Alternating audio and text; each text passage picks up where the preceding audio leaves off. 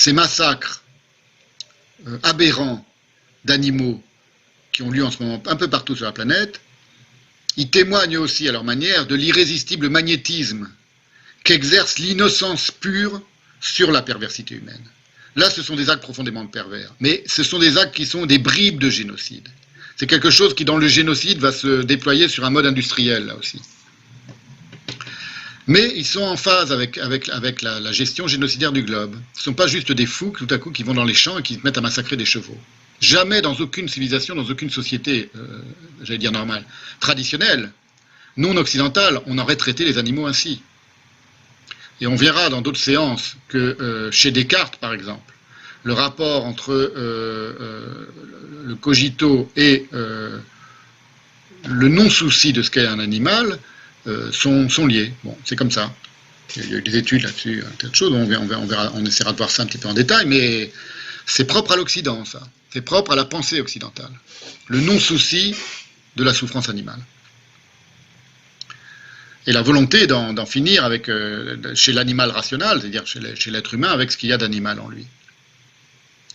Mais, d'une manière générale, quand même, ce qui prédomine dans le génocide, c'est évidemment la froideur du calcul. Alors, on a un autre génocide, on ne l'appelle jamais un génocide, mais en réalité c'est un génocide, ce fut un génocide, très connu aussi, c'est la bombe atomique.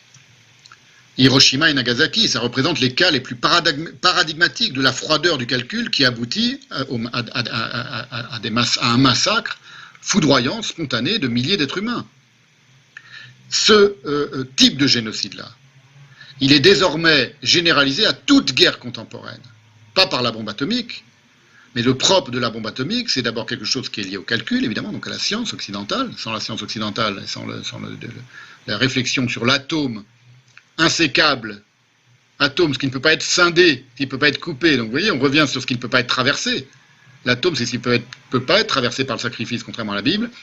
La science de l'atome a donné la bombe atomique, évidemment, et elle donne le génocide, c'est-à-dire, au sens où moi je définis, un acte qui ne se soucie pas de la souffrance de sa victime, qui est purement innocente, et qui, d'un point de vue technique, permet de massacrer le plus vite possible, le plus rapidement possible, par haine du temps et son il était, un maximum d'êtres humains.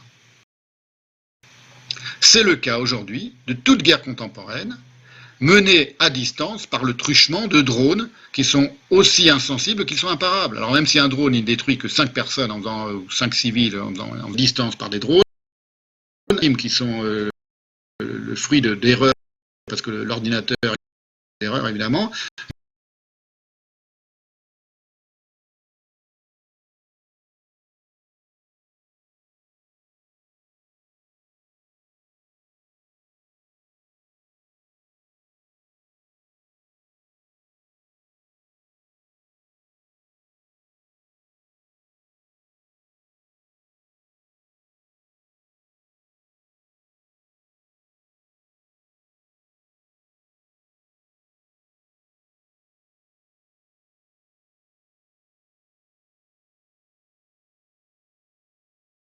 même s'il n'est pas conçu pour cela, elle est apte à cela. Le premier drone, au sens propre, au sens moderne, c'est l'avion qui a largué la bombe atomique sur Hiroshima et Nagasaki.